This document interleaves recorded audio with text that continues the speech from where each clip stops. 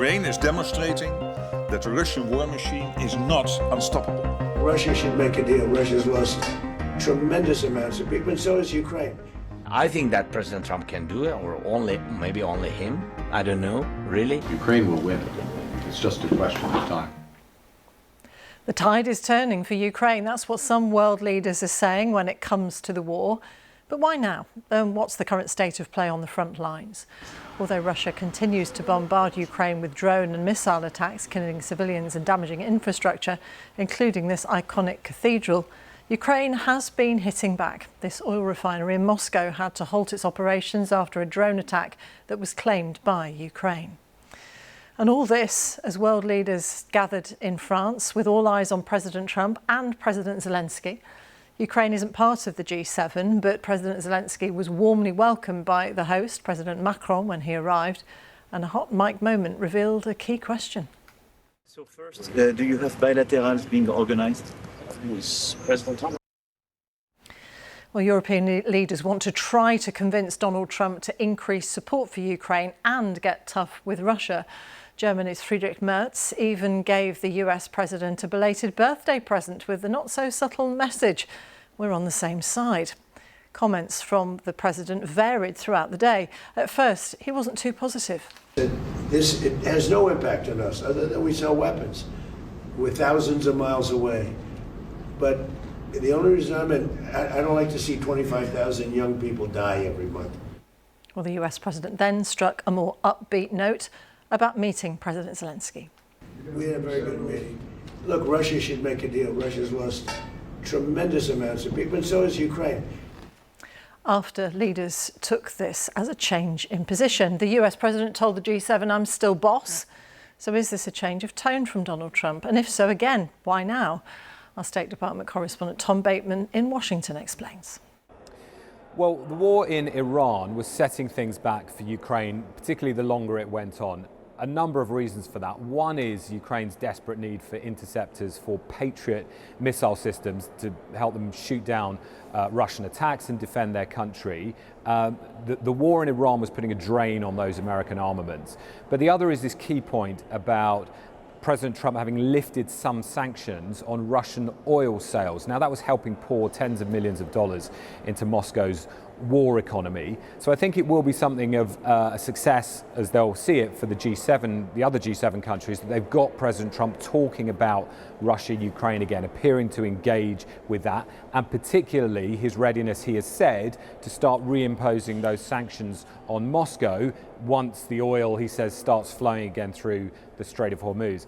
But I have to say, I think those countries, and Ukraine in particular, are relying on President Trump's optimism about getting a breakthrough with the Iranians. You know, he has said always that he regarded the Iran war as a short excursion. It's still far from clear that that's the case. It might turn into a much longer journey. Still not clear at all, as Mr. Trump puts it, that Iran is in the rearview mirror. Tom Bateman in Washington. Well, Mr. Trump says Vladimir Putin needs to make a deal. So how likely is that? Our Russia editor Steve Rosenberg has this assessment. Well, if you listen to what Russian officials have been saying, what the Russian state media has been saying, you get no sense from their statements that the tide in this war has turned in Ukraine's favour. Yes, they admit that long-range Ukrainian drone strikes deep inside Russian territory have been causing pain and damage and problems for the Russians, particularly strikes on oil infrastructure. There are reports of petrol shortages in some parts of the country. However, Vladimir Putin seems to take the long view. And he seems to believe that in this war of attrition, Russia will grind out a victory. Now, Moscow had been hoping that Donald Trump would help secure a peace deal for Moscow on Russia's terms. And I think the Kremlin will be keen to know what President Trump's current position is after the G7. Will he, on the contrary, be trying to put more pressure on Moscow? As for public opinion, there is a definite sense of fatigue here with the war. People are talking more about when will this war end. People are talking a lot about the drone attacks too. I was in the supermarket the other day, my local supermarket, and the cashier was talking to me about the drones which have been attacking the Moscow region. And that is a sign, I think, that people are realizing that this war has come much closer to home. Steve Rosenberg. So, what about the situation on the ground? These are the current fighting lines. The G7 leaders say the balance of strength has changed in favour of Ukraine, with what they describe as a new momentum on the battlefield. Well, Nick Beek is our correspondent in Kiev. Nick, one of the questions that's amongst the most searched online by people is a reminder of when the war actually started. Hi Martine, yeah, the full-scale invasion started on the 24th of February 2022. I remember that because I was standing in this place when the sirens started blaring and the Russians were invading. 8 years before that, in 2014, Russia had launched this illegal annexation of Crimea, so those are the dates. Another search that is very popular online is just how many people have died on each side in this conflict.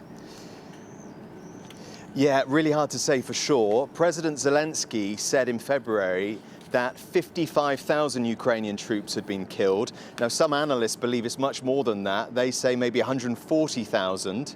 As for the Russian troops killed, the BBC has identified 220,000 names of people who've been killed fighting for Russia. But just last month, the biggest spy agency in the UK said it could be 500,000.